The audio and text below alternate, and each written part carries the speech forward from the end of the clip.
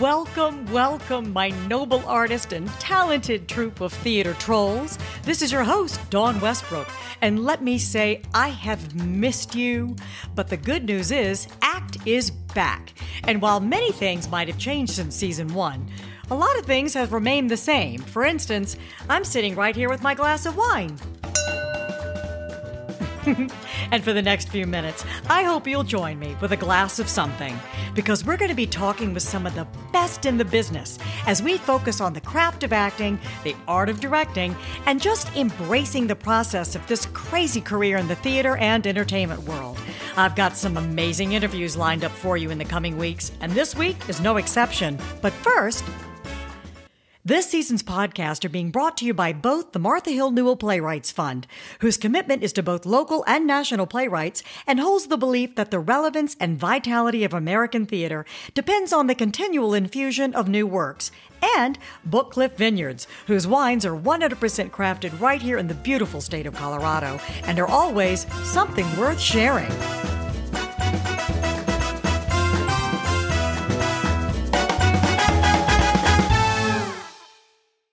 I've always had a fascination with vampires. The blood-drinking aspect doesn't grab me, but the concept of century-spanning eternal life always has. It was easy connecting the trials and tribulations of actresses of film and stage who had sustained multi-decade careers with the plight of an ageless vampire. The central joke would be that my protagonists are actresses first, vampires second. Joan Crawford meets Nosferatu. As the centuries flew by, my character would be forced to conceal her ageless vampirism by periodically changing her stage name. In the 1920s, she's known as Madeline Astarte. By the time she's headlining in 1980s Las Vegas, she goes by the name Madeline Andrews. Madeline and her rival, Magda Legerdemain, have their first tumultuous encounter in ancient Sodom, when Madeline is served up as a virgin sacrifice to the terrifying succubus, Magda. It doesn't go well. The succubus, for one thing, has a big chip on her shoulder. Succubus, Magda. You look around and see the glamorous way I live, my slaves, my riches, my dishware.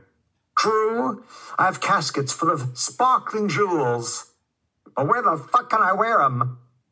Virgin, Madeline, forgive me if I don't weep. Seek good counsel from the high priest, then hie thee hither, you blood-sucking old bag. Through a trick of fate, the young virgin Madeline not only survives, but is transformed into a rival vampire, and she and Magda carry on their feud through the next millennium. It was imperative that I come up with historical periods that would be easy to costume on a budget of $0. Silhouette is everything. If you get the silhouette to convey some sense of period accuracy, the audience will forgive you the details and a $10 budget. Hollywood in the 20s? That would be easy. I could improvise a flapper look and Erte-inspired drapery of early screen sirens. Even though it was intended as merely a sketch never to be performed after this one weekend, the play needed a title. Ed was now a top advertising executive, his sharp, acerbic wit essential to his meteoric rise in his field. On the phone, I gave him the lowdown on what the play was about, and off the top of his head, he suggested a title that evoked exploitation paperback novels of the 50s, Vampire Lesbians of Sodom. It certainly had a ring to it. Thanks, I said. That'll do. Okay, guys. So you just heard a little bit of Vampire Lesbians of Sodom, and tonight our guest is someone who I have admired since 1984. His newest book hit the shelves a year ago, and it's called Leading Lady, a Memoir of a Most Unusual Boy. It's often a laugh-out-loud historical book with moments of such delicate self-introspection that you'd think by the time you turn to the last page, you've made a best friend. The book has promotional quotes from people such as Sarah Jessica Parker, Alan Cumming, Jim Parsons, and, wait for it, the divine Miss M, Bette Midler, who says, I have loved Charles Busch since I first clapped eyes on him.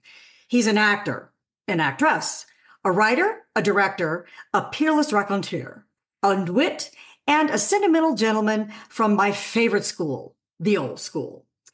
And guys, this month he is being inducted into the Theatrical Hall of Fame on November 18th. And it is my honor to be sitting here with him tonight, looking at the beautiful face of Charles Busch, the Tony nominated playwright of my favorite comedy, The Tale of the Allergist's Wife, and the long running The Vampire Lesbians of Sodom, which we just heard. Welcome, Charles Busch, to ACT, my podcast. Can't believe you're here. Hi, hi, hi. Hello, Dawn. What an intro. My gosh, thank you so much. Well, you did it, not me. I was just reading it. How are you? I'm doing okay. I am. I'm doing okay. We've just had the most beautiful weather here in New York City. It's just Really? kind of I guess it's just this very warm. I mean, it's probably, a harbinger of the end of the world, but it was 80 degrees on Thanksgiving. But I know it's not Thanksgiving yet, but I mean, Halloween. Halloween. Yeah, but anyway, I'm having a lovely time here. Well, good. Well, good. Well, good. So we had daylight savings time too, not just Halloween. So it was Saturday daylight savings time. We did get to fall back and get an extra hour of sleep. So right now it is only 5 o'clock here, like 5:15. It is pitch black out here. Is it dark? You're at 7:15 or something there, right on the East Coast, right? Mm-hmm. Dark. Dark, yeah. Yeah, it gets kind of like a little bit, you get tired earlier and it gets kind of drab and everything. But anyway, we're still going to be festive tonight. I know what I'm drinking, and I'm going to talk about that in a minute. Did you get yourself any little thing after I did the sound check? Yes, I have a sophisticated glass of a very sweet sherry. You do?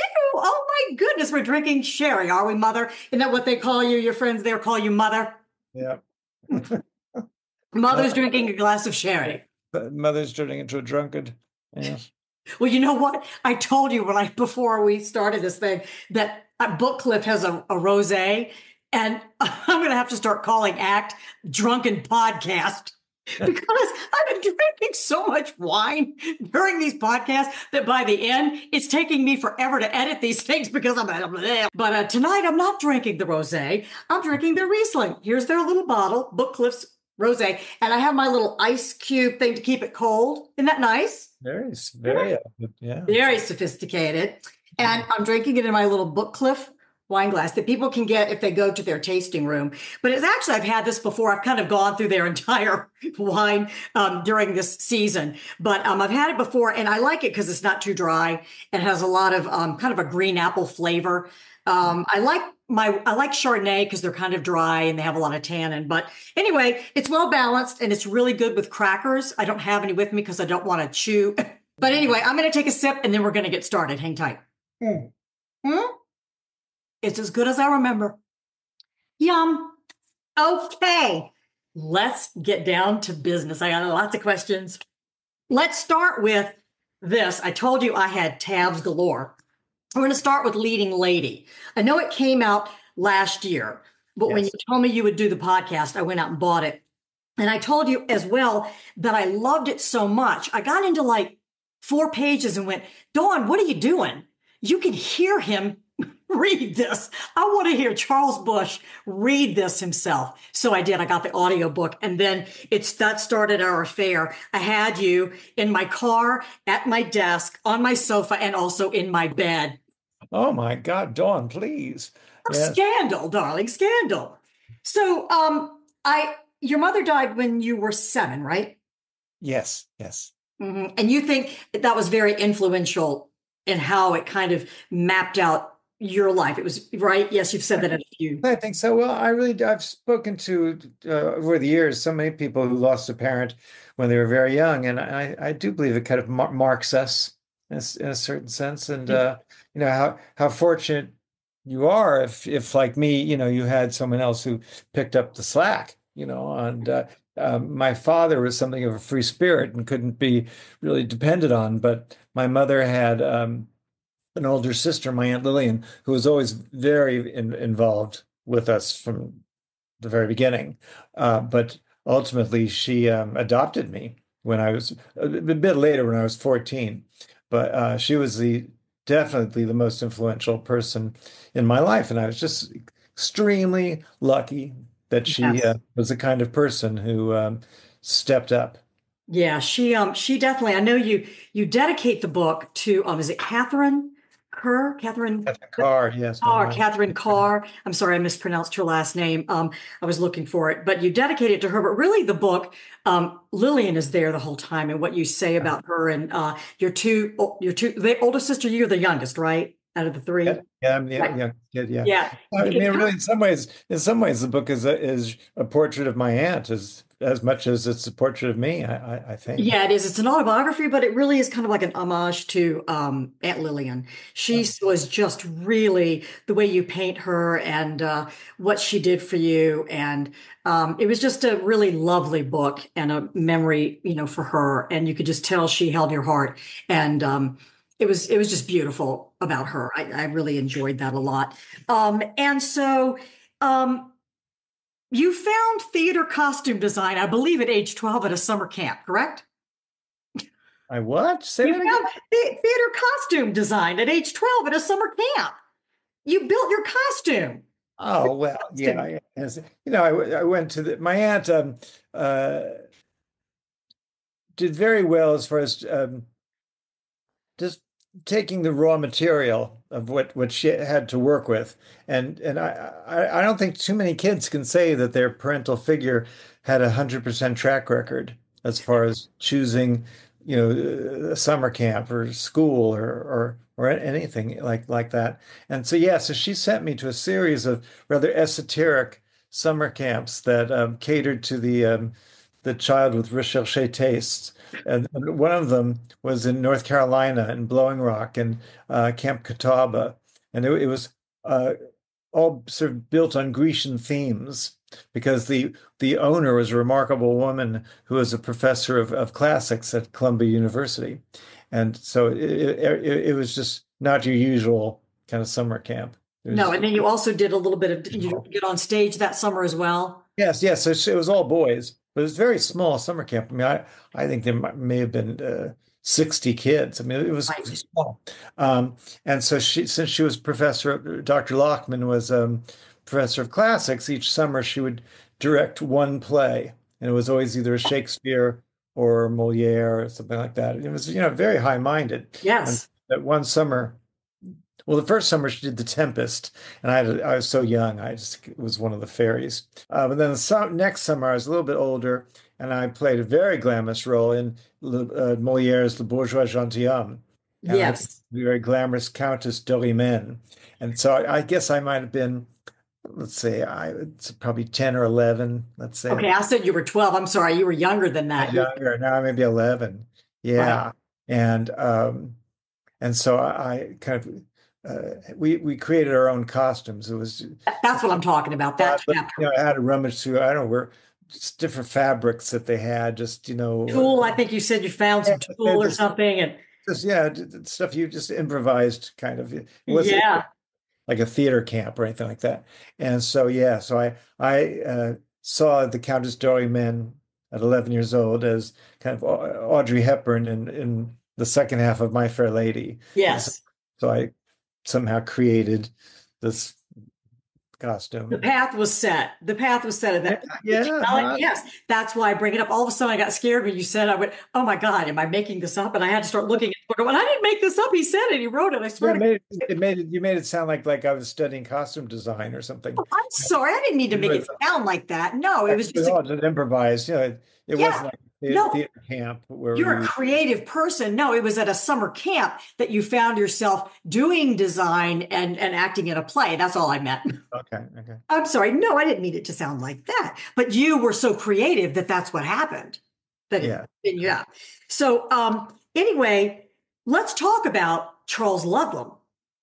Okay, so at age 17. So that happened, when you were younger, up till age 12 or whatever. And then you were living without Lil. And then I believe you saw a Vogue magazine or something, right? When you were living with her. And Yeah. you found like an older magazine and you saw an ad for something that was happening in New York City or something. Yes?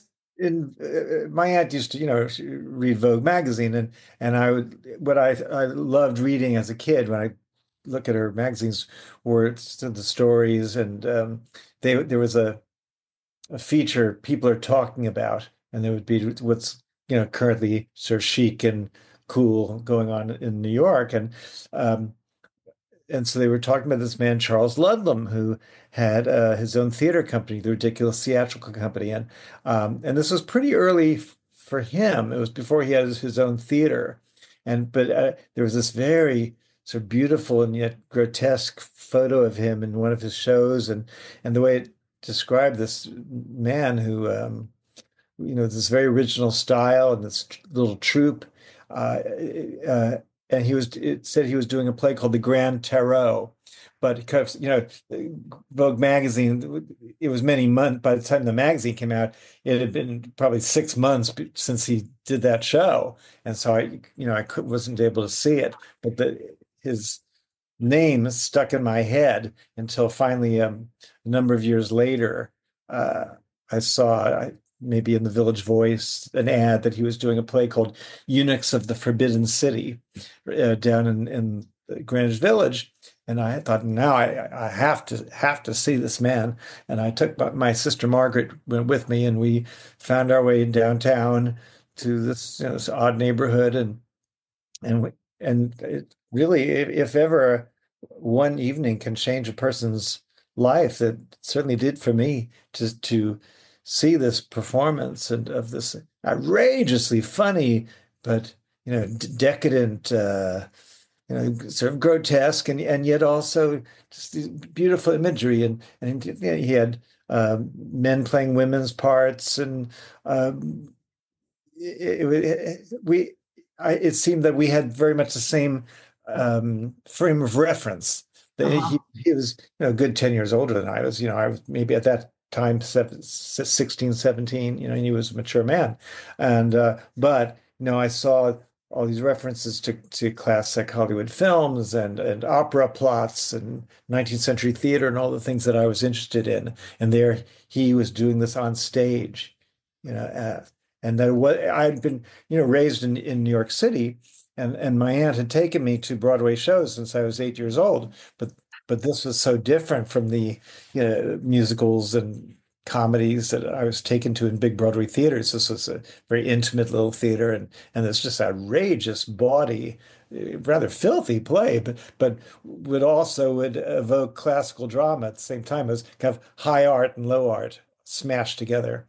And wow, absolutely, I saw my entire future at that moment. This is, I'm part of his line. I've got to be part of that heritage. wow, you knew immediately. And then, so that you were 17, and then did you graduate and go right to college, or did you? Yes. You did? Okay. So I got in. I was terrible at school, and that was the reason why my aunt adopted me, or brought me first to live with her, because by the time I was, I guess, finishing 8th grade, I was flunking out of school. I was going to be left back. And I had kind of cleverly hidden the report cards all along. And finally, when my aunt went because I was living out in Westchester, kind of a long, complicated story, but I was living in the suburbs. Right. She in New York City. Anyway, she came out to a parents' day at my school, and she really was taken by surprise when each teacher said that I was absolutely just this non-entity, sitting in the back of the rooms, each classroom just sort of doodling, and they were going to fail me in every class. Wow. But I think you had been making these fascinating drawings that she took a liking to. She was like, oh my gosh, you might be failing, but you had been doing these amazing drawings. And later on, you become like a sketch artist. But were you living with your dad at the time? I can't remember. Oh, it's all very complicated. But anyway, so you did go to college. Where did you go? Northwestern. Yeah, well, the goal, when I moved in with her to go to 9th grade in New York City, she was able to convince the school in Westchester that if I could go to summer school in New York City where she could supervise me, that if I passed these courses, that I should be able to continue into the 9th grade. And so I moved in with her in New York City ostensibly just for the summer. And, I was just such a mess. And she just, as soon as we would open up any book to do my homework, within I'd say 15 seconds, I'd fall fast asleep. And my aunt had been in a previous life, before she was married, she'd been a nurse, and she always prided herself on her powers of improvisation as a nurse. So she went to the kitchen, took a cold compress, and just held it to my forehead while she tried to cram this information in my head. And so, and then I got through summer school, and somehow she realized that I could never go back to that school system in Westchester. I needed to stay with her, and she was able to get me into a New York public school called the High School of Music and Art, which I could be an art major because I drew well. Right. And I think there was a math class that you were in, a teacher that wasn't very nice, and you were waiting and waiting and waiting to hear if you got in or something. I had to take an exam to get into High School of Music and Art, drawing tests and everything. And so I did, but music and art didn't start the semester till a few weeks after Labor Day. But my school in Westchester started right after Labor Day, and so I didn't know if I was going to get into music and art. It was very competitive, so I had to go back to my old school, where I was flunking out, and I walked into the math class. It was the same awful teacher who flunked me the year before. That's the one. And she wasn't terribly happy to see me again either. And then, so I was in there for about a week, and just slipping right back into my old patterns and lethargy. And then I was in her math, Mrs. Brewer's math class, when a messenger came into the room with a note for me, and I thought, oh, did somebody die? I'd had it's rather grim to say, but I'd had so many deaths in my family by that point. So they're all sort of staring at me, and I opened up this little folded note, and there were 4 words. It said, "You're in, Aunt Lil," and I must say it was kind of our finest moment in a certain sense. I just left my books on the desk, and I just got up and walked out of the room, and this teacher saying, "Excuse me," and I just walked straight down the hall right out the door. Talk to the hand, and I'm off to, I'm going to do high school in the art school, and I am going to go off to Northwestern. I think we have somebody in the waiting room. Let me see. Who is this? Let's see who this might be. It's a surprise. Who's joining us? There he is. Who is this? It's Phil Crosby from Richmond Triangle Players in Richmond, Virginia. How are you doing, Phil Crosby? Well, I'm doing great, Dawn. And of course, Charles, how are you? Oh my God, so good to see you. Now tell me the connection, how you two know each other. Phil, would you like to take this since I've been talking? Sure. Dawn was a wonderful Richmond theater artist for many, many, many, many years, both in dramatic and musical comedy. And she directed two shows for us, right? 2 or 3 shows for us, Buyer and Seller, and The Cake, and has appeared on our stage. So I adore her. I absolutely adore her. Well, that's something. So it's a little tiny world, Charles. And interesting that you popped up at this moment, because we were literally talking about how I went to Northwestern University. Not by circumstance. I am the host, and I tried to lead it just like that. Yeah, but you're a bit younger than I am. So were we there at all? I think we might have crossed paths, right? Because I'm a bit older. Yes, we just crossed paths, I think, because I saw Sister Act. Definitely saw Sister Act when I was at Northwestern with you and Ed Tussick. And that was my senior year. So you were probably a few years before that. And then, of course, I knew and worked with Kenny Elliott so many times at Northwestern, and Tom Molino and Roy Cockrum, and that gang. Yes.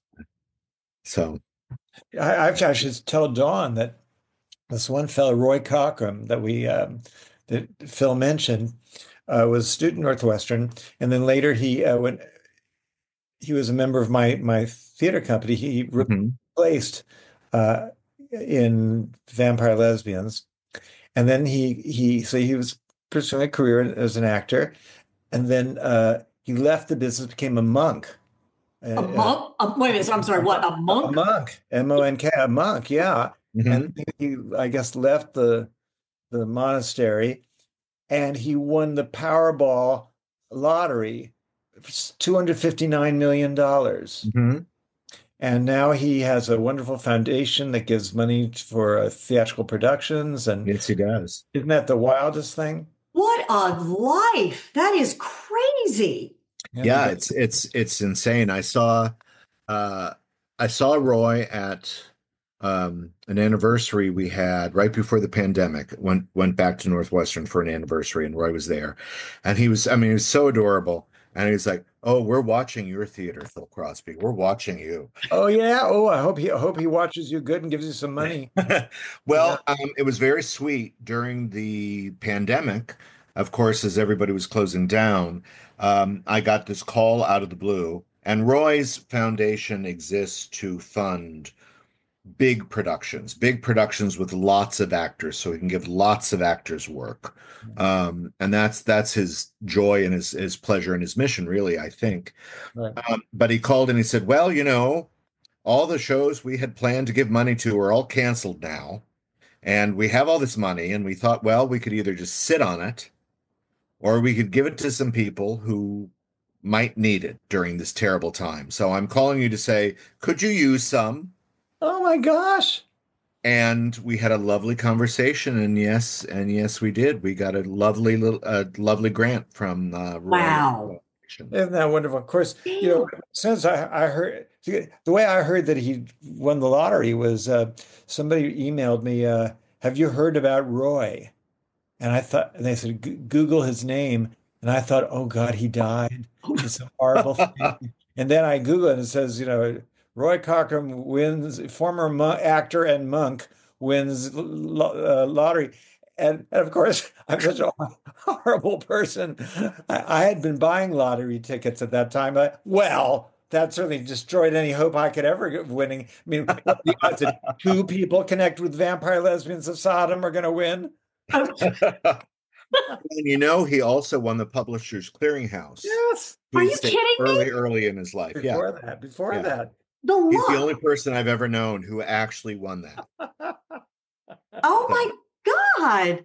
I didn't And think he's it really existed. I thought they wanted magazines to be bought. I didn't no. He's a delightful person. He came down to Richmond a bit because I don't know if you remember, it was a lawsuit at one point, but apparently some donors, Uh-huh. this has got to be 6, 7 years ago, some donors to Democratic Party causes, their accounts had been hacked, and he was one of them, and he was he was involved in this lawsuit, and it was being adjudicated here in Richmond. So I got a call going, "Hello, I'm in Richmond. Come have dinner with me at the Jefferson Hotel." And I thought, okay, sure. And that, we connected back. I never did take you to the Jefferson, Charles. I'm sorry. Oh.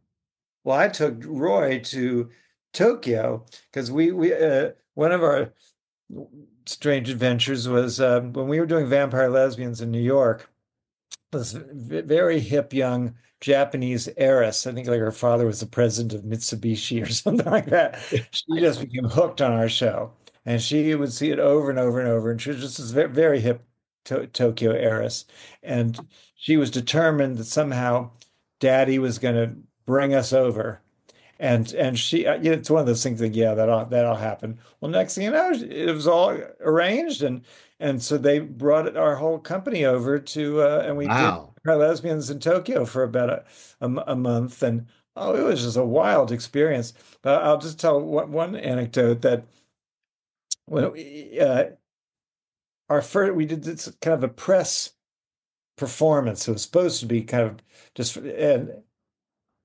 The audience was just all Japanese press, and when I entered in that play, I was basically almost nude. I played this young virgin sacrifice to the succubus creature, and I was in that just wearing spike heels, a long red wig that covered my chest. It was a very long wig, and then just a G-string and a little piece of tulle netting with a big bow in the front. So I was almost naked. Sure. And as soon as I entered, I saw the whole audience were photographers, and it was just like, wow, it's just flashes going off, and so I can either kind of act or I can take pictures. I have trouble doing both at the same time. So I was just kind of moving around, just in different poses as the cameras are going. The other actors didn't know what the hell is, I was changing all the blocking. What the hell is going on? And then I thought, oh, hold on a minute, I have something to do. And then I thought, well, I'll get us on the front page. So I just sort of turned around where you can see my ass all through the netting, and boy, that place went wild. And I felt like Marilyn Monroe, And I bet my ass was on about 137 different press outlets in Tokyo the next day. That is fabulous. That is fabulous. A friend of mine said, "Treasure that instinct, baby." Oh, that's so funny. Hold on a minute. I have something to do. Y'all just I have something to do. Let me turn around and show you something here. Oh, Well, I will say, Charles, I've told you this before, that without vampire lesbians, my little theater in Richmond, Virginia, would not even exist in the way it is today. I mean, that was the play that Richmond Triangle Players did. Where Donnie, as you know, you've been involved with us with Triangle Players. That's the play that put us on the map. That's the play that got us all the press. That's the play that got us all the attention. That's the play that put us on the road to where 30 years later we're now this entity in Central Virginia, and I am forever grateful for that. That's something. Well, I'm delighted to hear that. It's so funny. I mean, it's the most fragile little play. It's hardly a play at all, really. And I wrote it in about 45 minutes. There are two one acts, and and it's so funny how that little silly kind of little charade has given so many people careers and set us all up. And it was never meant to be in a theater. I just wrote it for us to perform at this sort of strange after hours bar art gallery in a very scary neighborhood in Manhattan at the time, in the East Village. It was supposed to be just twice. I thought of it as a disposable play. Just we needed lines to say to do this thing, and then it just took off, and we ended up moving it off Broadway, where it got this rave review in the New York Times, and ran 5 years, and totally established me as a playwright and performer. And it's funny, and here it did the same for you. Yeah, I mean, it really did, and I'm so grateful, and I've been so grateful. Dawn, I don't want to take up your whole podcast because no, that's why I wanted him to come on so he could say that to you. I thought that would be really cool. So Charles has also been on our stage a couple of times, as in his wonderful cabaret acts, which are Charles live as a storyteller is only slightly better than his wonderful stories in his book. And he's absolutely marvelous. And we've been thrilled to have him at our theater a couple of times, and especially got his blessing during our production of Times Square Angel. Yes. Where, Charles, you were lovely and agreed to record the narrator's lines. And I will be ever grateful for that. I saw that one before I left Richmond. It's my Christmas play, and we I loved it. We've been doing it. Oh my God, I've been doing it for about 40 years. There were about 11 years off for good behavior, but we've been doing it for the past 25 years as a one-night Christmas event. Yeah. It's really fun. I really loved it. I loved it when I saw it at the theater, and I knew he had done the voice, which was great. Yeah. So yeah, and no one in our production company had known how to pronounce "cafe on team" until they heard you do it. What, they say "cafe in time"? Yes, yeah. So I was especially thrilled that you taught them how to do that. That's so funny. Well, I missed you guys very, very much down there, and I told her, I said, I moved to Denver, and I took all that Richmond work for granted. I think I can't give it away up here, but anyway, I have my podcast, and I'm loving that, and I'm loving seeing shows, but. Maybe I'll get back to it at some point, but I love you guys down there so much. And love you so much, Dawn. Thank you very, very much. Thanks for joining us. Charles, and I love you too. And hopefully I'll be in touch and we'll get you back to Richmond sometime soon. I'd love it. I really would. All right. Thanks. Bye-bye. Bye. That was so funny. He wanted to come on and say that. So I was like, please join us. So I wanted him to be able to feel like he could join us. But he's a great guy, and I love working there. I love their space, and they're such a great theater. The theater space is so beautiful. Have you seen their new space? Yes, wonderful. Oh, Yeah. it's a great space. It's just great, though. Wonderful the way he's created this marvelous home for his theater. Yeah, it really is wonderful. And he really meant it. He said, your Vampire Lesbians of Sodom just really set them going straight. And we were talking about Charles Ludlam and how influential he was for you. And then you got to do Bluebeard. And it wasn't, I was shocked that you didn't have a better experience with him. And I wanted you to tell that story because the podcast is about embracing the process and how do sometimes we were talking about this the other day. It's a very fluctuating, sometimes it's a real high and sometimes there's some real lows. And you talk about this in the book, and it's hard to for you to stay even in the career that sometimes just hitting you some hard knocks. So what happened during Bluebeard? Did he say to you, and how did you leave it? Well, let's see. How do I succinctly tell the story? Well, he was a great idol of mine. When I went to Northwestern in Chicago, he came on. He was on tour at one point with his company, and and I got to spend a little bit of time with them. So I met him. Then back when I moved to New York, after spending some time in Chicago, I sort of stalked him a bit and then finally met him. And at that point, I was a solo performer, and he was very generous and let me do my one-man show. And I was totally unknown as a late show at his theater in the Village. And, since I was totally unknown and didn't get any reviews, there wasn't a mass, drive to the theater. So, it wasn't very well, but established my relationship in a sense with him. And since I was in his orbit, I got this emergency phone call from Charles one afternoon because he was in kind of permanent repertory with his company at this little theater, and there in the repertory was his melodrama Bluebeard. And he said there's a girl playing Hecate, the goddess of hell, who makes a brief appearance at the end of the play. Had a family emergency out of town and had to leave. And could I go on that night as a very small part? And I said, okay. He'd done me this wonderful favor, of course. And, when you're young, you'll do anything. And so I thought I can learn those handful of lines.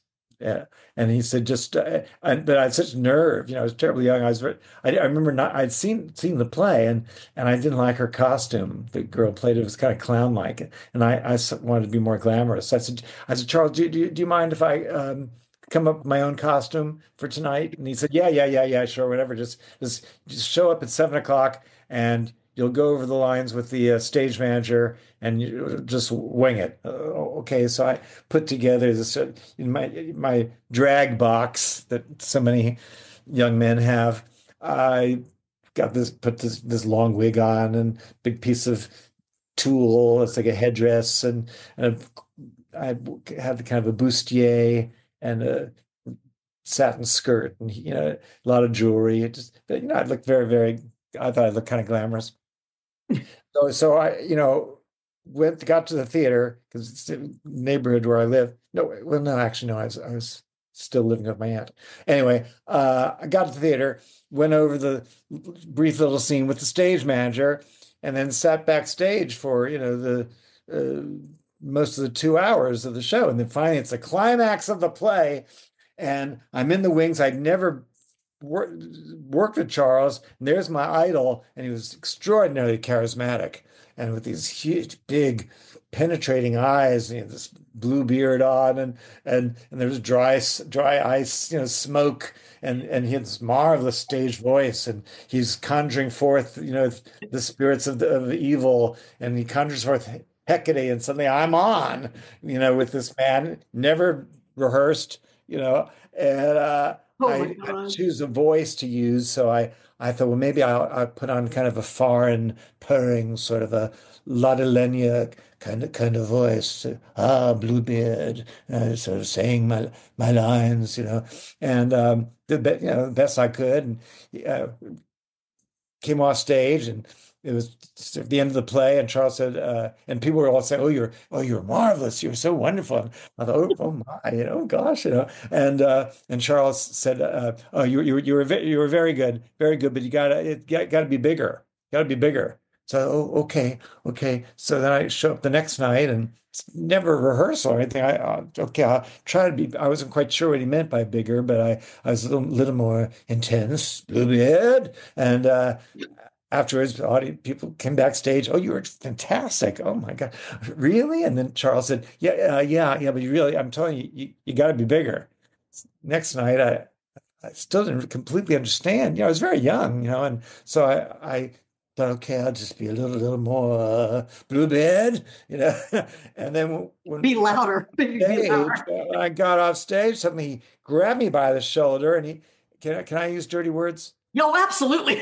He grabbed me and said, "I told you to be bigger. Who the fuck do you think you are? I had egg all over my face. Fuck you." And, oh my gosh, my idol. I didn't know. Oh, what did I do? And so I didn't know what I did wrong, and went back. I was still living with my aunt, at that point. I had just come back to New York, from Chicago, and so by the time I got home, in my idiocy, I'd convinced myself that he had been jealous of the response I was getting, and as if.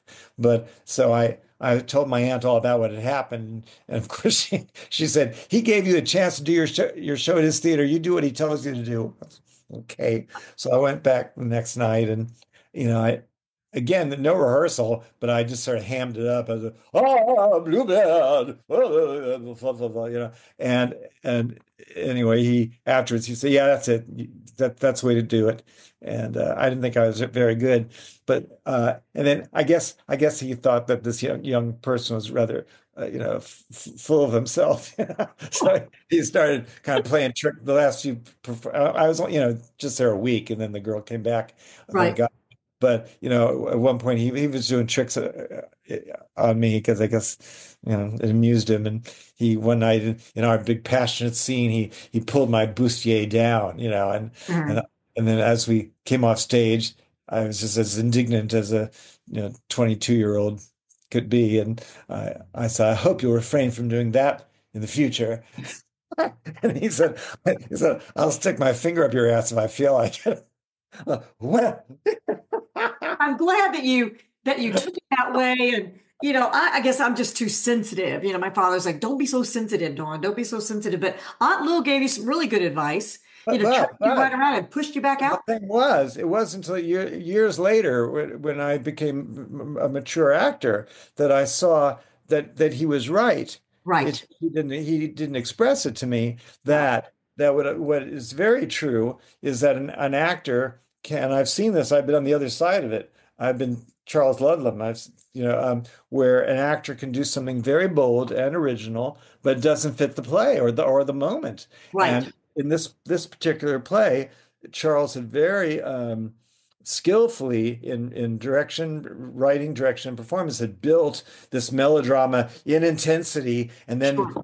big peak of it, Hecate appears, and I was wrong to sort of bring it down in this kind of thing, but I think it might have been, perhaps if he had rehearsed with me for 10 minutes, explained to this young actor that, yes, what you're doing may be interesting, but it's not suitable for the direction of where the play is going. Yeah, I mean, there's a different way in which he could have done it. Yeah, I mean, you could have said, can you come on? I'll get there with 15 minutes early. Let's rehearse it. Thanks for doing this. There's a different way he could have handled it. Yeah, but he was right. He was right. You want to be in the same play. It's like you can't come out at 11 if everybody's at 3. You can't come out. You can't be doing a different play. And I saw a play the other night here, and I'm like, I don't know what this actor is doing, but everybody else is in a great play. And this actor, I don't know where he is, but he's like on Mars. He's just spinning around doing something else.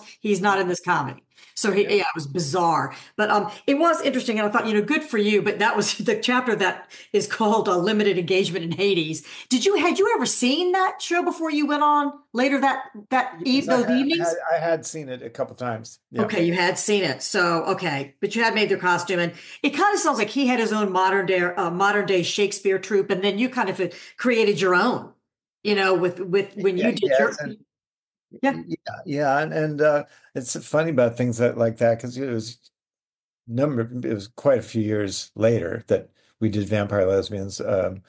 Let's see, I was in Bluebeard. That was probably 1978. Yep. And then it was 1984 when we started Theater in Limbo, and certainly Ludlam was a huge influence on me. I know, really amazing. I mean, absolutely. It's just, but and he when we moved Vampire Lesbians off Broadway, and we invited Charles and his partner Everett Quinton to see the show, and he was very nice afterwards to us. And it wasn't a long time afterwards when after his death, when there was a biography written about him that I was flipping through, looked through the index under BMI mentioned, and oh dear, it said that he was very upset and angry with Vampire Lesbians, that he felt ripped off, and that we had somehow appropriated the kind of silly part of what he did, not the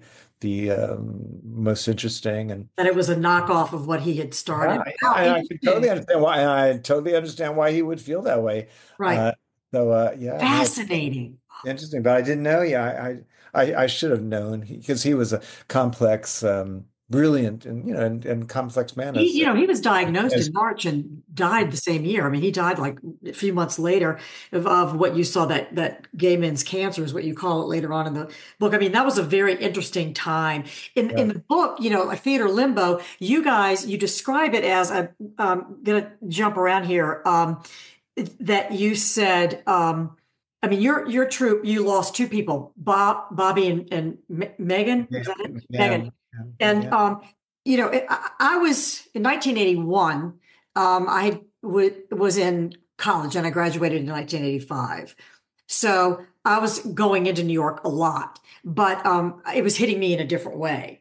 So it was just a fascinating time to be experiencing this because I was in theater, but I wasn't, so a lot of my friends were experiencing this, and it was just a fascinating, difficult, horrible time. But you said that your troupe, the Theater Limbo, I have the quote on here somewhere, that people were able to kind of get away from it.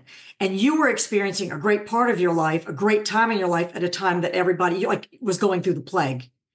That it was, you almost kind of felt guilty at a time that everybody else was having a hard time, but yet you also were giving people this relief and this time of 1 hour to get away. To get away. They were able to just, here we go. We're going to just relax and not think about what's going on out there. We're going to have a great time in here. Often that happens where in terrible periods of modern history, where some lighthearted entertainment will have a big resurgence. Yeah, because people are so desperate to, and it's happening right now in New York. There's a play called "Oh Mary," and this young performer Cole Escola, who's very much in my line and Charles Ludlam's line, is having this enormous success, and his play went right to Broadway, and I do think it's a part of that success is because of the scary times we're in right now, and audiences just want to laugh. They do. They just want to laugh, and he's giving it to them. So it's very similar to what we had with Vampire Lesbians, because it was not, it was a silly piece, as I was explaining. It was it was never meant to be reviewed. It was never meant to, run in a continuous, run. It was meant to just be for us to do it twice. And you are such a fascinating person. you have had, that was, like you said, it was never meant to be done like that, but you had this. I mean, you're so brilliant, you're so talented, and that happened. And then a lot of people go to school to learn how to write a play. Your first time out, I'm jumping to the playwright in you, but you write a play, your first mainstream play to go to, and it goes to Broadway. It not only goes to Broadway, it is nominated for a Tony. And that is just so, that's a high. That's just, and there are people that want to write a play that never even get a really good workshop. I know, but you're kind of making it sound like it was my first play. I mean, I had Mainstream. I was using a quote from one of the things I read about Taylor the Allergist. It was hardly your first play. Oh my God. You have written, I have down here the amount of plays that you've written. No. I have the number from the back of your book. You have written 21 plays, but it was your first, as far as like mainstream, you wrote it for. Yeah. That was, no, that's what I'm saying. But that was it. You know, and then Vampire Lesbians, you didn't know it was going to get that kind of a run. And all of a sudden there it was. But no, it was, and that, when it opening night, you got the only seat was like obstructed view, right? Opening night for The Allergist's Wife. Yeah. And that must have been bizarre because you had written plays for yourself. Yes. It was the first. Talk about that. It was the first. Allergist's Wife was the first play that I wrote that I guess that I hadn't appeared in. Yeah. And, yes, and and it was just sort of circumstances that lead one thing to another, and I had written the book to a musical called The Green Heart that was produced by Manhattan Theater Club, which is a marvelous nonprofit, one of the main nonprofit theaters in Manhattan, and I established a good relationship with the artistic director of that theater, Lynn Meadow. Yeah.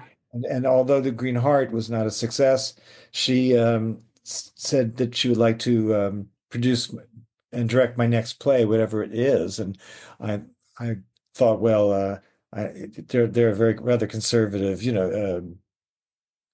nonprofit theater, and perhaps Vampire Lesbians Part 2 might not be the best way to go. Right. That. And I had a character that I had performed in a solo show, this woman named Miriam Passman, who was this culturally striving housewife in New York, and it had been a 10-minute monologue. And for a long time I'd thought, I'd like to write a play around that kind of lady. And this was with Lynn's offer and interest in me, I thought, well, this might be a good opportunity to write that play. And so I over that year, I wrote The Allergist's Wife, and when I finished it, I gave it to Lynn, and she was so enthusiastic and immediately said, "Oh, let's do a reading of it right away and see what we have. And who would you like to see play the leading lady role?" Which now her name was Marjorie Taub. And I was a big admirer of Linda Lavin and had seen her in a play a year or so before where she played kind of a similar urban kind of lady. So I said, Linda Lavin, and we sent it to her, and she said she'd do the reading, and it was the most extraordinary thing. I've never, ever seen anyone do a cold reading so perfectly. I mean, it was just, everything was there. Wow. And I know she was reading it cold too, because I know Linda, and I'm sure she didn't read it in advance. She just read it cold, but it was just this perfect meeting of actor and it just melded together. It was just flawless. Afterwards, Lynn and I just like puppies, just basically, you'll do the play, Linda, you'll do it. I don't know.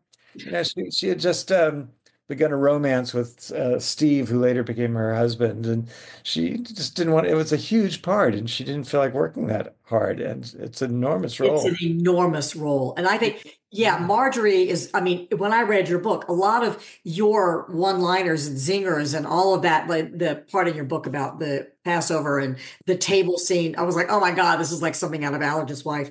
But no, I've got here, that you had, written the 21 plays, the 4 screenplays. You seem to always have, you just writing, and that is your main love. You think of yourself as a creative artist, not just a performer, but that is something that is like your main love, right? Well, Writing.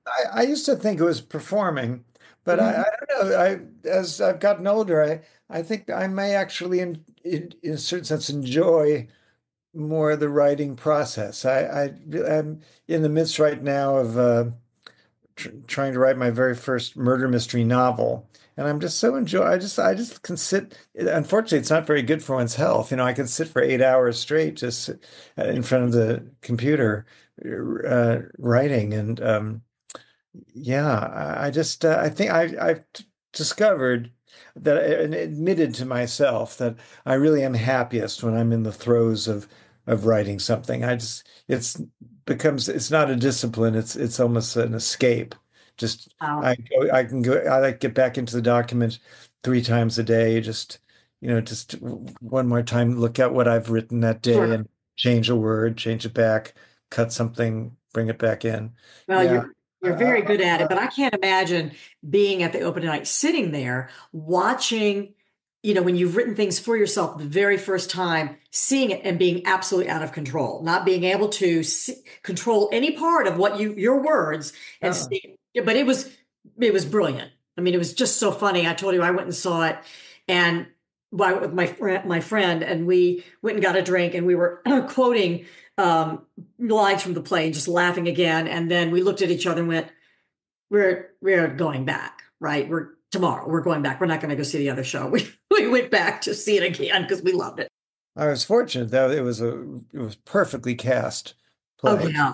Tony Roberts and um, Michelle uh, Lee. Michelle Lee and this wonderful actress Cheryl Bernheim as the mother, and yeah, Anil Kumar as the doorman. I mean, it was a great production because it really I have to tell you, the flip side is when you have a play that you're not in, and it's really more been like a reading that you'll put together, and it's miscast, Yes. and it's and you there and you and it's the idea thing is a lot of these theaters, they'll do a reading, and it is cold. The actors are given these scripts, and they'll be miscast. They've not prepared, and you sit there and you know that you're being judged. You're being judged by this performance, whether or not the theater is going to continue to develop the play. And, Right. and with the comedy, and you sit there, it's like a shooting gallery as each line is killed. Boom, bam, Uh, bam. You got to kill that one down, and some directors cannot, and I guess it's difficult, but they cannot separate performance from text. And so it would be almost as if, let's say Rosie O'Donnell was reading Blanche Dubois right. in Streetcar Named Desire, doing the best she could. And if the director then afterwards say to Tennessee Williams, you may think that you've written her as being ethereal, and but it doesn't come off that way. And you could, when that happens, you're ready to kill somebody Right. because fine actor, totally wrong. They read it completely They read wrong. it completely wrong, but still a good actor and good lines, but just didn't fit. You're you're judged based on that, and it's very frustrating. It's so funny you said Rosie O'Donnell because what was on the tip of my tongue was your whole chapter on taboo. And if she is a fine actress, so Oh, she's great. in a But way, she's producing that I'm just chapter was saying fascinating. if she was playing Blanche Dubois, I was trying to think Right. Oh, I know. but she's a Yeah, very no, I love her, and I no, but that was as soon as you were talking about the writing, I thought about that chapter. I didn't know you had done the book for that. I totally forgot about that. Oh yeah, Yeah. well, it had been before I took it on, it had been a hit. It was a hit in London in this somewhat environmental production with it was Boy George Mhm. wrote the score, and this fellow television writer Mark Davies Mhm. wrote the book, and it was quite a nice hit. It's sort of the fringe theater, kind of off Broadway. Yeah, French. London's sort of odd, their Broadway and off Broadway is kind of mixed. It was a small theater there. Right. Anyway, very well. And Rosie had finished her television show, and she saw it, and she was a huge Boy George fan from when she was a teenager. Yeah. So she, flipped over it and thought she'd like to try a whole new part of her career and be a Broadway producer because she loved Broadway theater. So she decided to bring Taboo to New York, and she felt that it needed a new book. And Okay. and Boy George was at that point. There are two main characters. It was Taboo was about this. It was called the New Romantics in London, Mm. and in the early '80s. And one of the characters was the young Boy George, who was played by a brilliant young actor, Ewan Morton, and and then the other character is Lee Bowery, who was just this outrageous performance artist. And in the production in London, it was a non-speaking role; it's all singing. And the real Boy George was playing Lee Bowery, and Ewan Morton was playing the young Boy George. If I make myself clear there. Wow. So anyway, so Rosie wanted a new book, and so she uh, sort of wooed me. My first impulse was to say no because it rarely is. I don't know if it's ever really worked. Whereas a score has been maintained and then a whole new book brought in and been successful because the music and the book have to be so organic in a musical. Right. But I don't know, she's very persuasive, and she flew me to London with her to see it, Wow. and I thought, oh, maybe she's onto something, and Right. and perhaps my experiences in the East Village in the mid '80s are somewhat similar to this new romantic period of London, the early '80s, and maybe I have something to offer. So anyway, so I came aboard, but it just, you know, What it did you just think when you didn't saw work. it? Did you Didn't think it work. needed a new book? Did you agree I, with her, or did you think, it's kind of needs to stay where it is? well, I don't know. I wonder, you wonder afterwards, what if they'd kept that same book in New York, would it have worked? I didn't, I don't want to dish Mark Davies, but Yeah. I thought it was kind of old fashioned. I Okay. thought for a play that was supposed to be so outrageous, um, that he had created a fictional character of this. The main protagonist was a young man, young photographer from the north who comes to London and gets swept up in this decadent world and almost has sex with a man, but at the last minute, like, oh, I can't. Right. thankfully it didn't go there. And it seems Didn't sort go of there. it just Right. seems kind of old-fashioned for Okay. something that was supposed to be so outrageous.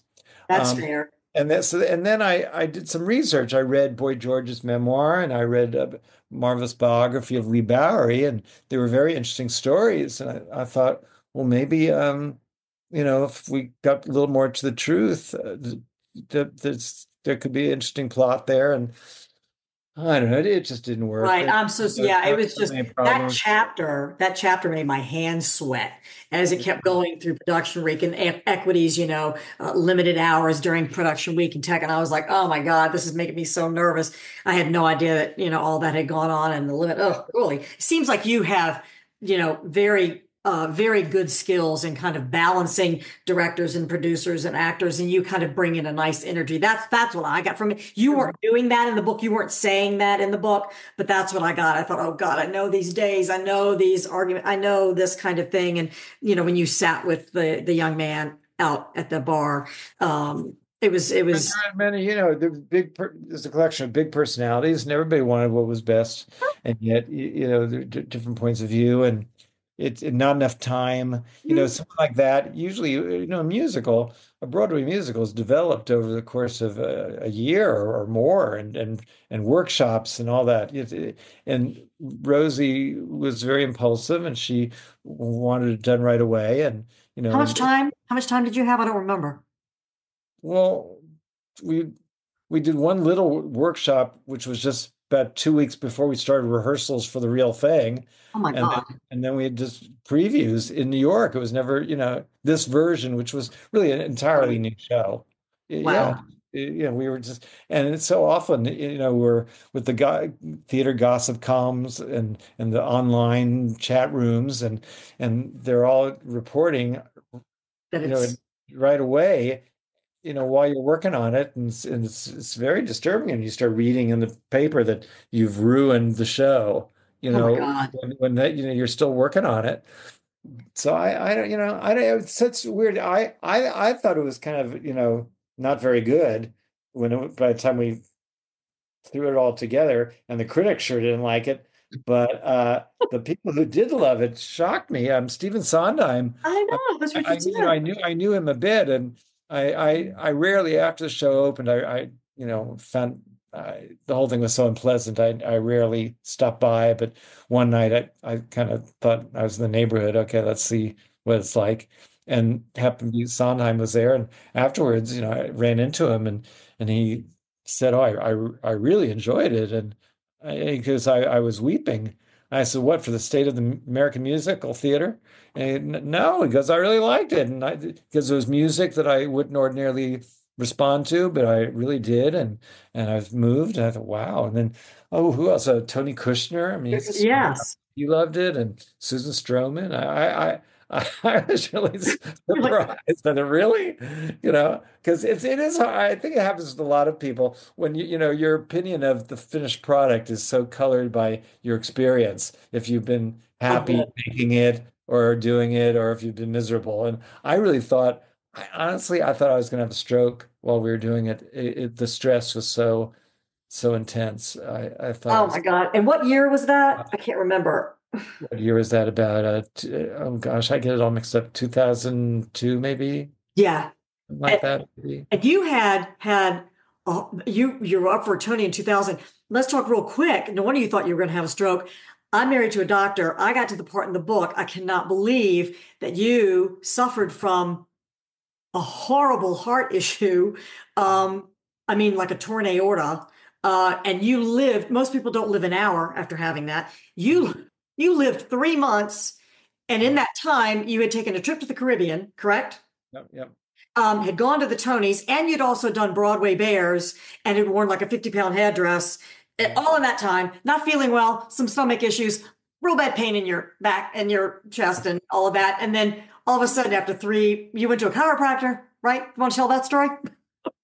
Yeah, no, I just woke up one morning. I was almost thrown out of bed by the force of this something in my body, and I'm not too bright in some ways, and so I guess it's called denial. And so I just, I had this pain across my chest and down my arm. It might indicate something. And anyway, it so threw me that my back was hurting me. I thought it maybe in my sleep I threw my back out or something, and so I called the chiropractor and walked over there, and he cracked me in 3 different places and sent me on my way. And I don't know. Then within a few days, I felt okay. I felt all right, and then sort of the months were going by, and I just started having terrible stomach issues, and I started losing all this weight. And at first, I kind of liked it, though I'm twig thin, but it just, I was like, it wasn't good, and I was getting so kind of sort of enervated, just exhausted, and I was so afraid. I thought maybe I have cancer or something. And you always go to the cancer place. Sure, absolutely. Stub your toe. It's toe cancer. You always go to the cancer place. Everybody goes to the cancer place. Everybody. Yeah. My hair. Oh, I got a bad haircut. Cancer. I have cancer of the scalp. Cancer. Yeah. So it just, and I was afraid, and I was in therapy at the time, and my shrink would say, "You just got to go to the doctor." And I said, "I don't want to go to the doctor." So finally, it got to the point. I went to LA. I was in LA for some meetings, and I went to the first one, and I finally had to tell my manager at the time, Jeff Melnick. I said, "We have to cancel the rest of the day. I just can't. I just don't think I can take one more step. I just don't." And when I got home to New York, I thought I just have to be an adult, and I have to, go. I called. Actually, what happened was, no, I have a very dear friend, the allergist, Dr. Barry Cohn, is the allergist who my play is. He is the allergist, somewhat based on a little bit. And anyway, I called Barry, and I said, I told him what was going on, and I guess whatever I said to him sounded very important. And he said, just I'm making a phone call to my friend at Weill Cornell is a gastroenterologist, and uh, and so he called me right back and said he'll see you if you go just go over right now. Mhm. I went to this gastroenterologist because I'd had so many, stomach issues, and so I went to this young doctor, and he said, "Well, why don't we first just, I hadn't had a checkup in about 10 years, and so he said, let's just, check you up." And he listened to my heart, and he said, "Are you aware that you have a very severe heart murmur?" I said, "Really? I never can remember if it's my sister or me. One of us has it. I guess I have it." And he said, I think we should send you to the fourth floor cardiology for echocardiogram." And I went down to this, waiting room, and it was packed with people, and they just rushed me through. And I thought it was because I was a Tony nominee. You know, a celebrity, darling, celebrity, you don't wait. Celebrity takes precedence, darling. No, they They do. rush me through, and Yeah. and they, give me the echo, and then and while I'm in this room with they're seeing my heart on the monitor. Oh, The yeah. room fills up with medical personnel. Yeah. I thought, oh, I'm in trouble. Yeah. Oh, I'm yeah. in trouble. And when they finished, doctor said, "Do you have a close relative that can join us?" And I called my sister, and I can't. She just passed away recently. I have trouble talking about her.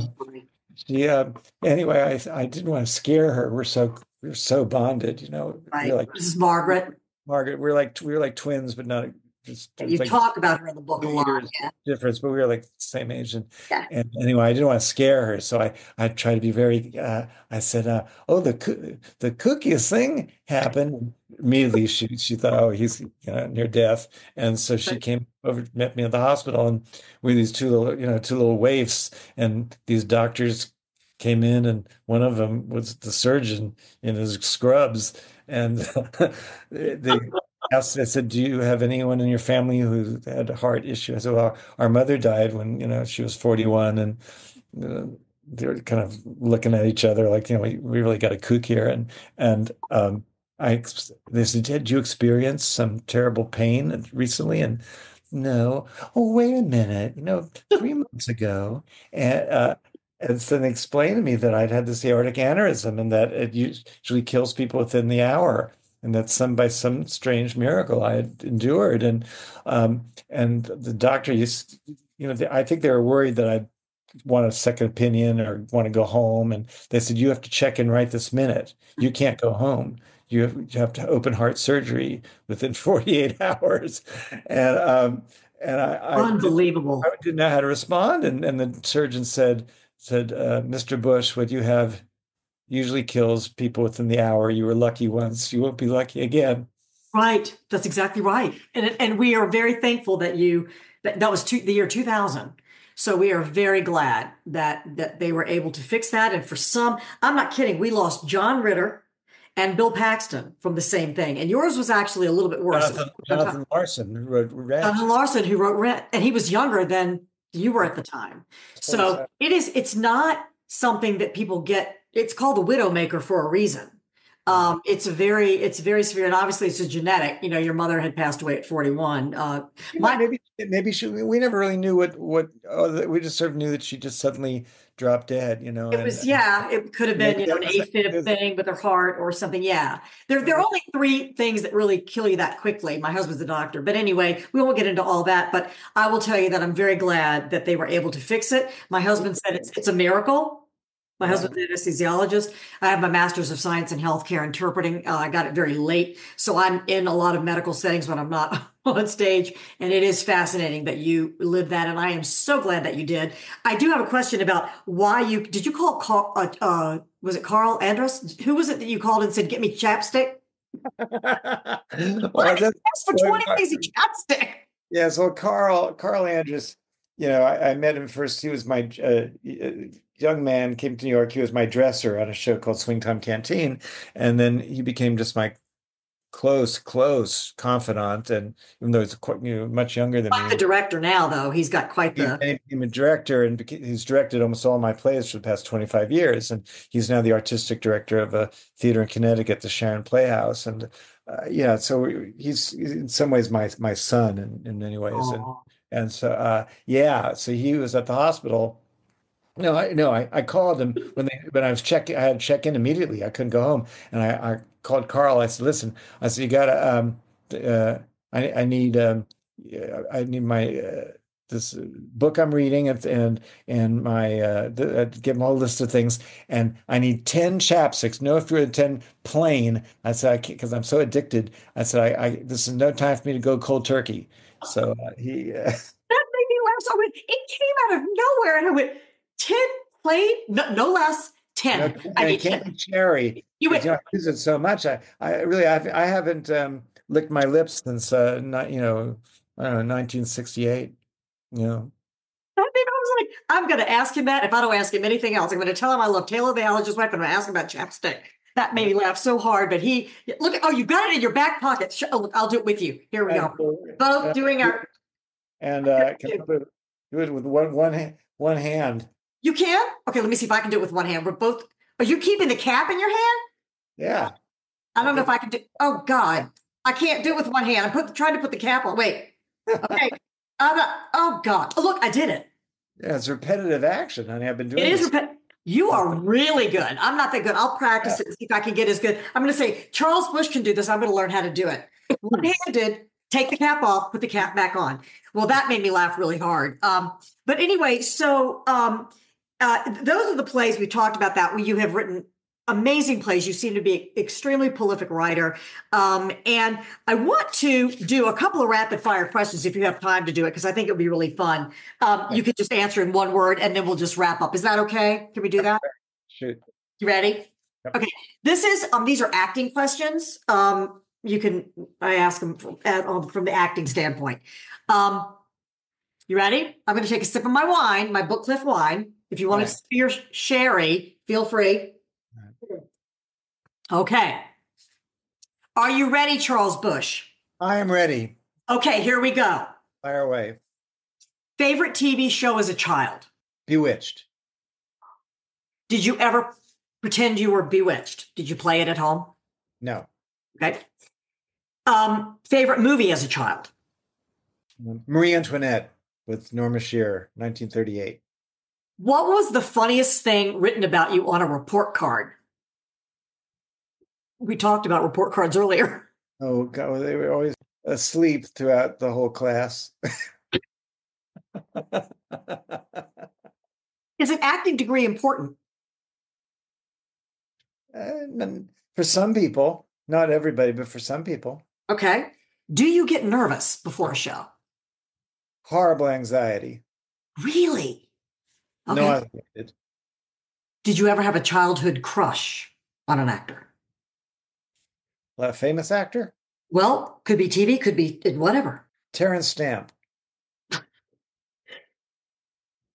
Did you score well on the SATs? Of course not. Good. Me either. Do you remember your worst review? Charles Busch has no talent whatsoever. Mine was Dawn Westbrook speaks Shakespeare phonetically, turning poetry into pablum. I'll never forget it. I hate doing Shakespeare to this day. Is there a show you would run forever in heaven? Was it one of my shows? It could be. Is there a show? Probably it'd be one. But I don't understand that. Is there a show, if you could run it forever in heaven, what would it be? Is there a show that just absolutely you loved and with the same cast, you would never stop? The late Maggie Smith in Lettuce and Lovage. Yes, yes, yes.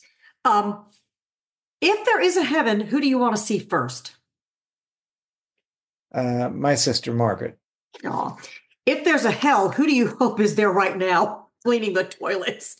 I'd rather not. I don't like. Okay, there you go. That's fine. That's fine. I don't go negative. Okay, good for you. That's fine. You're very sweet. I told you were sweet. That's what I got from the book. I told you. I have an answer because I'm not nice. Favorite pre-show food? if I can go back a little bit, Okay. what I find myself doing now that I've reached the age of 70 recently, that and you're supposed to say, oh, you look 20 years Okay, younger. I'm sorry, I missed my cue. Say it again. Say it again. If Since as I I just recently turned 70. Oh my God, Charles, you absolutely do not look 70. You look so good. Is Really? that Oh, that's so chapstick? sweet of you to Yes. say that. No, you look Uh, fabulous. And I said that when I saw you earlier, but I will say it again. You look absolutely really do. I told you earlier that you are beautiful. Do you remember me saying that? Yes, I remember. Thank you, Yeah. darling. You are. So anyway, but have found lately, I've been thinking about it quite a bit, Uh-huh. that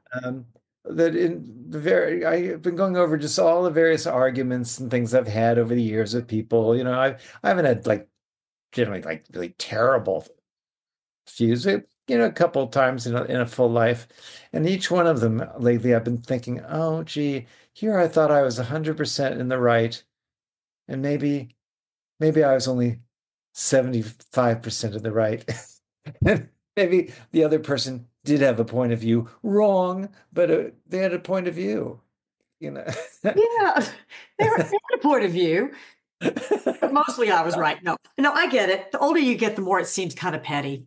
It's Yeah, kind of was it silly. really necessary Right. Was it really, really necessary? Yeah, I think that's good to admit. Do you have a favorite pre-show food? I'm going to bring it back down to reality. Okay, pre-show food. Yeah. Huh. Do I? Oh, No, I don't. okay. Sorry. Do you have a pre-show ritual? Well, every performance I go before I go through every single line of the play. I do too. I do too. Yeah. How do you wind down post-show? Well, so often, I live alone, and I just end up I don't really go out that often. And I enjoy going out after the performance, but when you do a show 8 times a week, you don't, and I, I just come home and watch TV. Yeah, okay. Come home and watch TV. That's a good one. I think the older you get too, the more you go, I can't go out tonight. I gotta go home. Yeah. Okay. Now But I know I really do, but I do love going out after the show, particularly when people come to the show that whose opinion means a lot to you, and yes. they like what you did, and that's awfully exciting, and Yeah. it's somebody you really admire. That's Yeah. nothing better than that. That's so fun. Now I know that one of the things you take your shows very seriously. And the question I'm going to ask you is the method. Yes or no? Stanislavski, you mean? Yes. Yes. Because your show is not camp. You take your shows very seriously. So I want to know, uh, you know, your style is different, but you take your shows very seriously. So do you use any part of the method? Stanislavski's the method, or The thing is, since I write my own plays, uh-huh. I've kind of I sort of write the role with my frame of reference, or I know what triggers. It's sort of methods kind of Built in.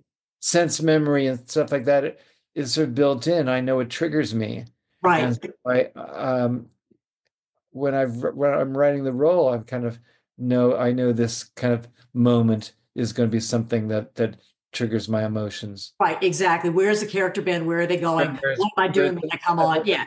another actor would have to work on that and think, I've thought of it while I've been writing it. That's Right. one of the interesting things about being an actor playwright. Yeah. Yeah, that's fascinating. Good. Okay. Have you ever had to kiss someone on stage with bad breath? No. Good. No. Is there a noise you hate, Charles Busch? I hate the noise in a hospital of that beep, beep. Yeah, you said that on Facebook when you were just in the hospital just recently. Um, if someone were to ask you right now why you're in the industry, what would you tell them and why? And then there's one more question.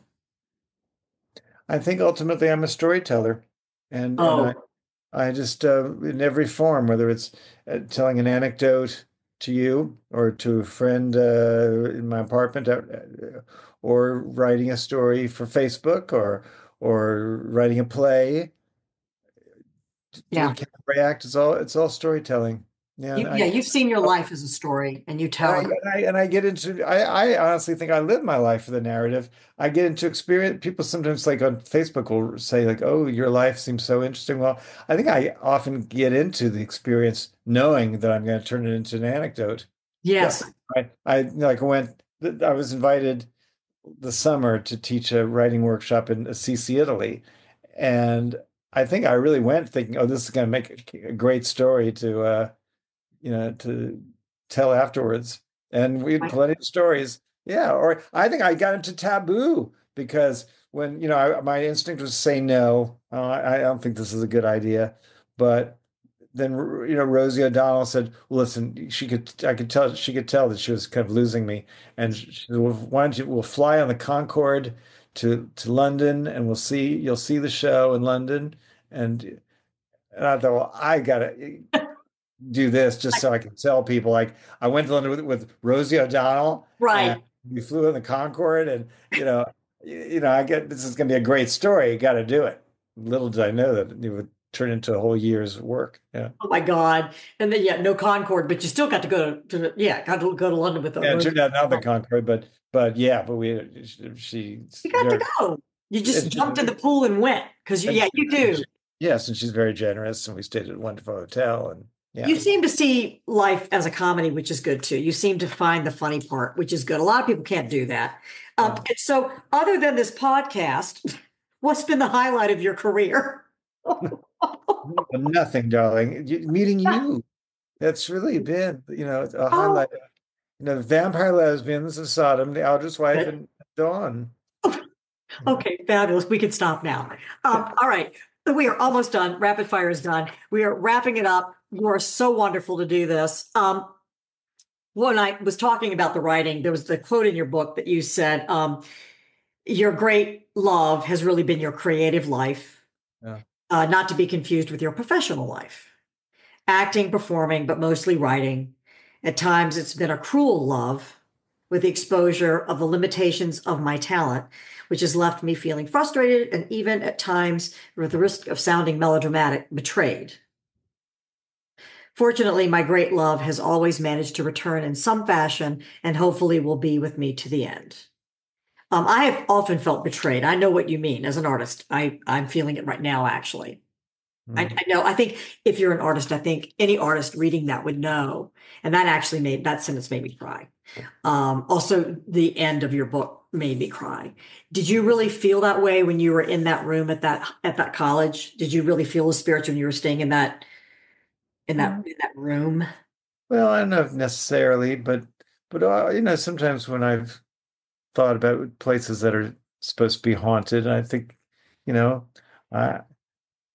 bring them on, babe.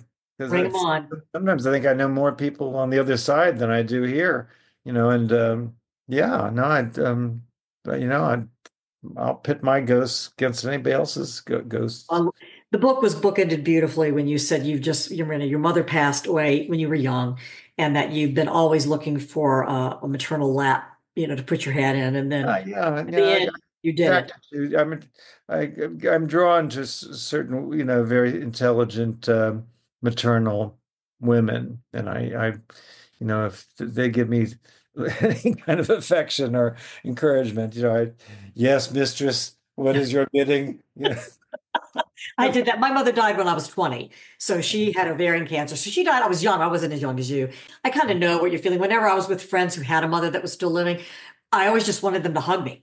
Yeah. I wanted to feel that. I would always spend time with the mom in the kitchen, or, I found myself doing that too. So I get it. I get that. I get jealous sometimes when I've, been with a certain kind of woman, and who I get kind of infatuated with, in this kind of, platonic way. And they have children, and I start thinking like I get sort of jealous of the children. It's so pathetic, sad, and I start thinking I'm funnier than they are. Why can't why can't you adopt me? I'm funnier than they are. I'm smarter, more interesting than they are. Oh, well, you have such a great group of friends, and I'm so glad that you have them. And is there anything you're sitting there writing that murder mystery, right? That's in your. Do you use an Apple computer, or do you use a Mac? Is that what you have? I have a Word. PC. PC? You have a PC. You're a PCer. Okay. So that's what's sitting in your computer. We look forward to seeing that mystery novel whenever you get finished. So that's what he's got sitting in his computer right now. I'm going to finish my glass of wine, go down with my husband and watch a little bit of TV, I think, before I go to bed. But good luck on the 18th with the inductees to the Theater Hall of Fame. Yes, the Theater Hall of Fame with Elizabeth Ashley, Boyd Gaines, Stephen McKinley Henderson, Donna Murphy, William Finn, David Rabe, and Todd Ames posthumously. And I believe Julie Wilson, who's been your friend for years and years. Julie Halson. Not Julie Wilson, Julie Halson. I wrote it wrong. Is giving your presentation, right? That's nice. But I did have a little talk with Julie. She's so outrageous. She's currently on Broadway in the revival of Our Town, and she's in that one. She's my Jim Parsons.